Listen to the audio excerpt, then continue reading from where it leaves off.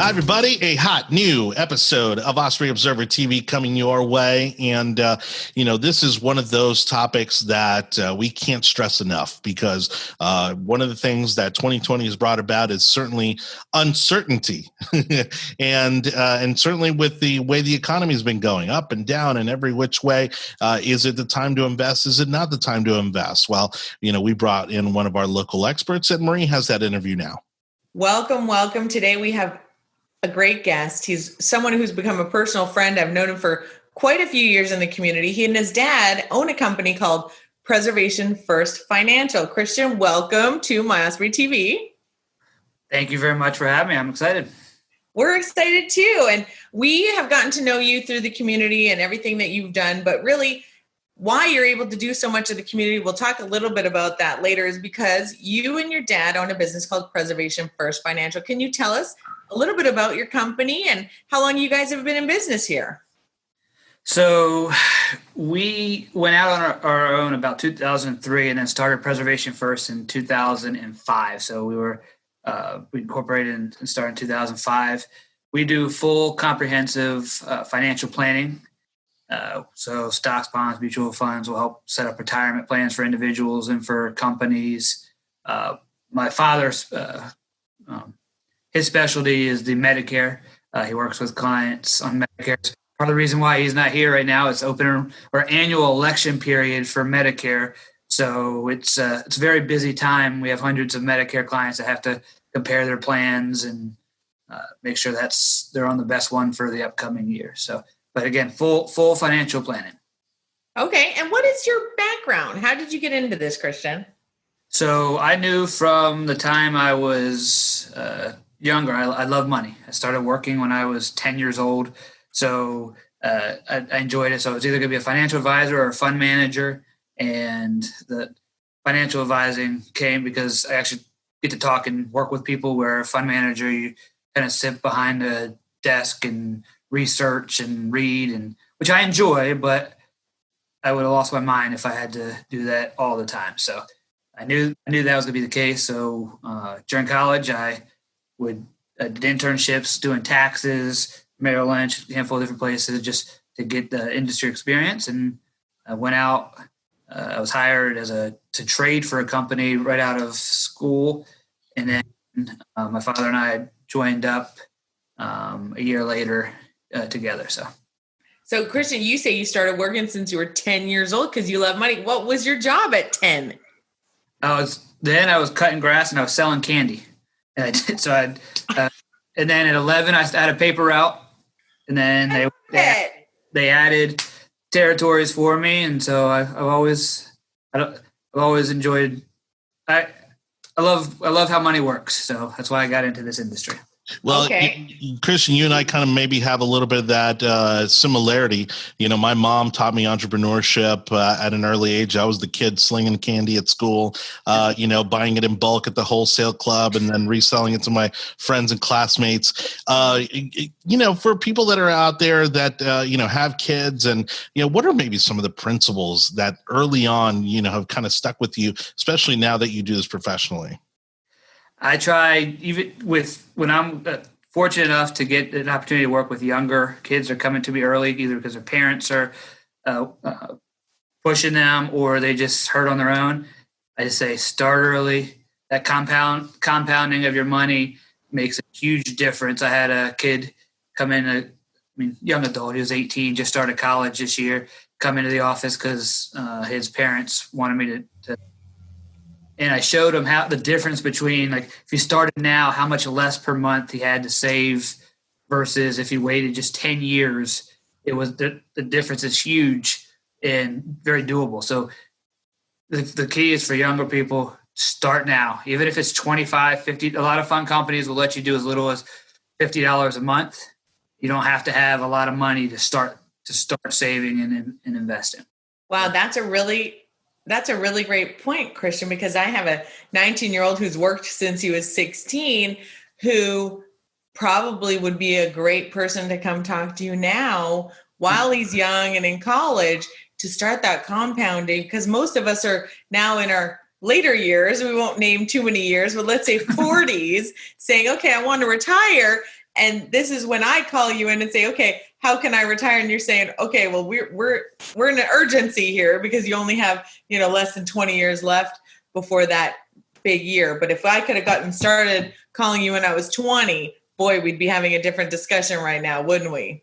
Yes, it's big. It's big. Plus, typically younger people are in lower tax brackets, so we could take advantage of like Roth IRAs potentially, and some of the tax benefits they'll have being in such a low tax bracket. So it's huge starting. That being said, that doesn't mean don't keep putting it off because you're too late. But the sooner you start, the better. Absolutely. Christian, I know we can't get into specifics, but this year has obviously been a major roller coaster between starting off the year really strong financially. The economy was just booming. And then middle of the year was, a complete wash. The entire economy shut down for 6 months. And now we're starting to see a recovery.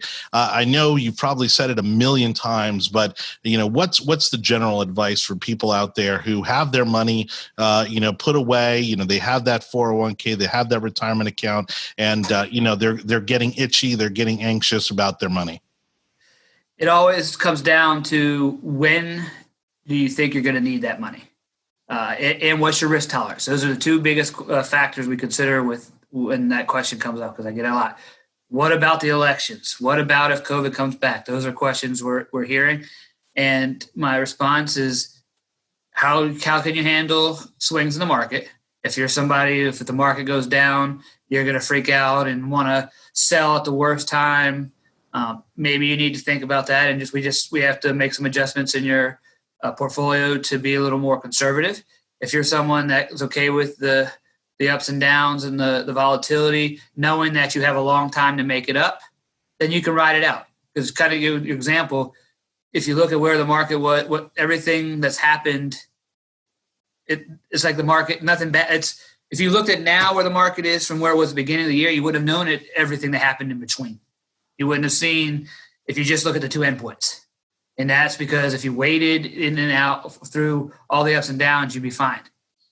Where you would have had a problem is if you called in March and said, get me out after everything had tanked, you would have missed the whole recovery. So the questions are, how long can you wait, or how long before you need the money, and how are you going to be able to stomach the ups and downs? Because that's going to tell us how to kind of guide you with your portfolio. We all know you work with money. You help people.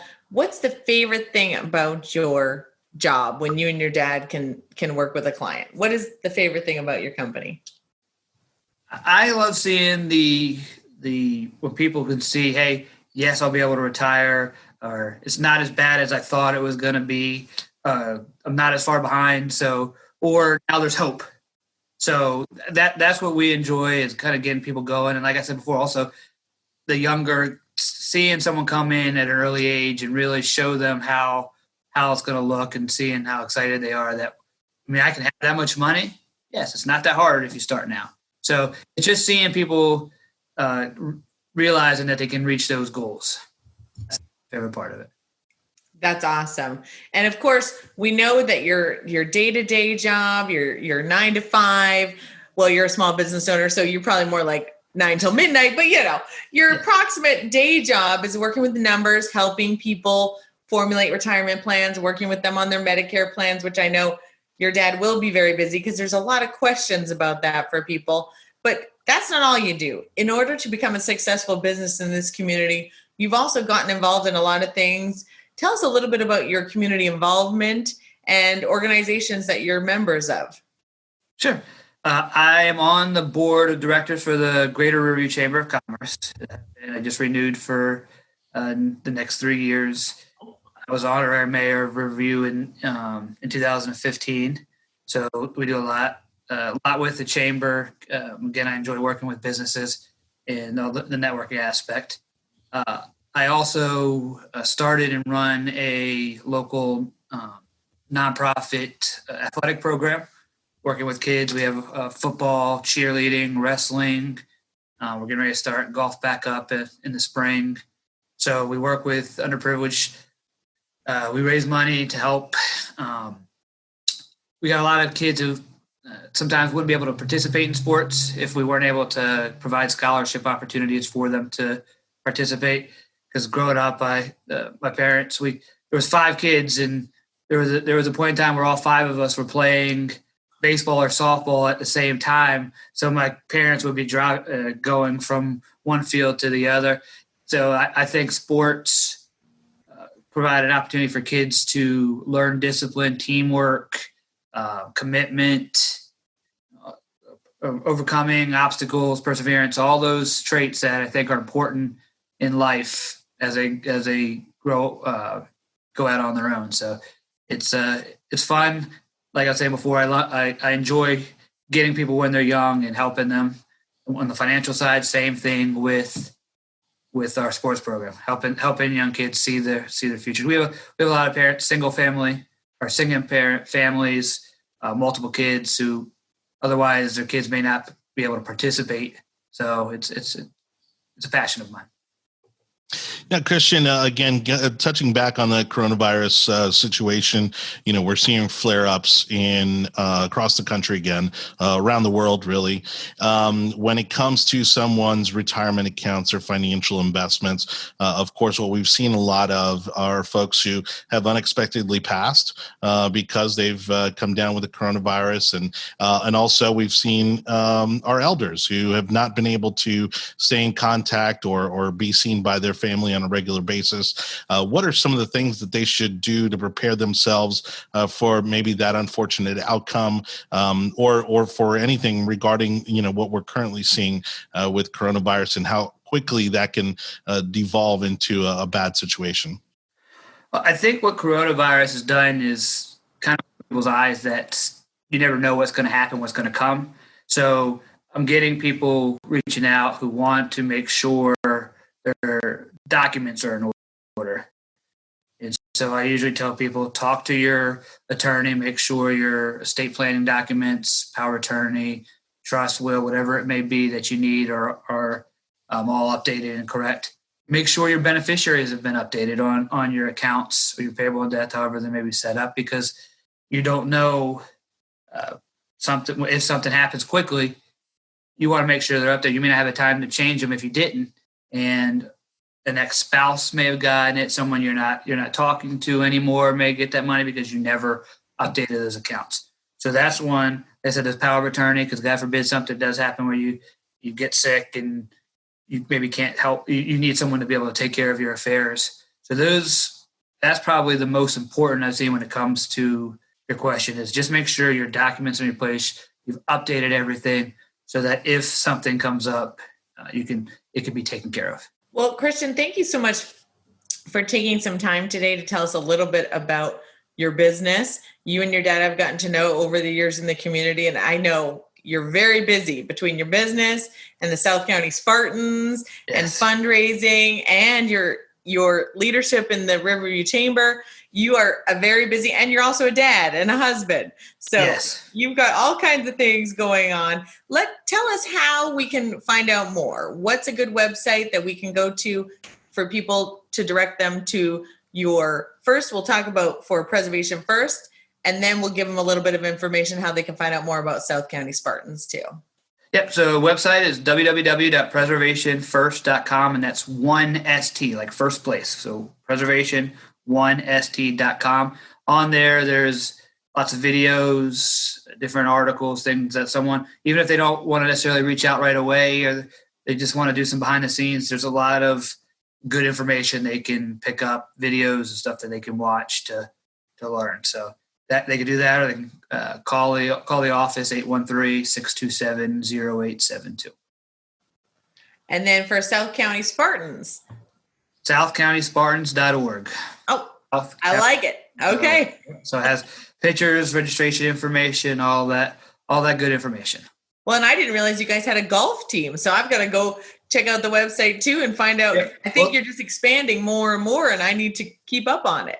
Yeah, so the golf there's nothing on there yet because we're working on getting that going in the spring again. We did it a couple of years ago. We had a blast. We had kids come through the program, and then when football and cheer started, that's a lot bigger program and commitment. So the golf we lost until that. Now that's going smoothly, we're going back to that in the golf on there again. Well, thank you for everything you do in our community. So glad you could take a few minutes and be here with us today, Christian, and good luck during open enrollment season. Thank you very much, guys. We appreciate it. Thank you for your time. Thanks again to Christian from Preservation First Financial Group with that sage advice. Again, during this rocky year that we've had, the one thing you want to look for is a sound piece of advice, especially when it comes to your financial future and those of your loved ones. And so make sure that you stay informed, reach out to them. If you have any questions, we'll have the information to reach out to them on the description of this video. And of course, you can always find them at ospreyobserver.com. Speaking of Osprey Observer, Marie, what's going on over at the paper? So we've got a couple really great stories. Of course, I think we always have a couple really great stories, but this week we had a couple really unique stories. So we've got a young man named William Benred over in Fishhawk who actually sold popcorn for his Cub Scout troop in all 50 states. Wow. This young man is on the cover of the Bloomingdale Fishhawk edition of the paper, and he actually just was featured on the nightly news last night. His story is going viral. He really is 7 years old and worked his little buns off with some viral videos and sold popcorn to someone in all 50 states. So great job, William. Great job, mom and dad. Clearly very dedicated mom and dad. They're in the military and they've traveled, so they have friends in many states. But boy, he reached that goal. And that's not an easy task in this year when it was all virtual sales. So really well done. We're so proud of this young man. Another story we did was on Chicks for Charities. This is a local organization that has had charity cruises for the last 11 years. I happen to be a charity chick. I've been on 10 of the cruises. This year would have been the 11th. However, due to coronavirus, the cruise in March was canceled. However, we were able to raise over $20,000 for local charities, which was Water Smart Tots and the Campo YMCA water programs. So water safety was the focus this year. Even without going on the cruise, we were able to raise those funds. And in fact, Royal Caribbean actually continued their contribution, even though we weren't able to sail this year. So we will come back again in the future with some more cruises. But for this year, well done, Charity Chicks. Proud to be a charity chick and just doing great things in the community for the children. We have that story in the Osprey Observer. Congratulations, $20,000. That's unbelievable. Thank you again to Royal Caribbean for their contribution. And what an amazing story of that young man selling popcorn in all 50 states. In this economy, somebody needs to hire that kid to be a salesperson, because if you can sell in this economy, you can do anything. But you can find those stories exclusively at ospreyobserver.com. Don't forget, you can still pick up your copy nearby all throughout the community at Publix, wherever you like to find your copy of the Osprey Observer. And on behalf of Marie Gilmore and the entire team at the Osprey Observer, we thank you so much for watching another edition of Osprey Observer TV. Take care.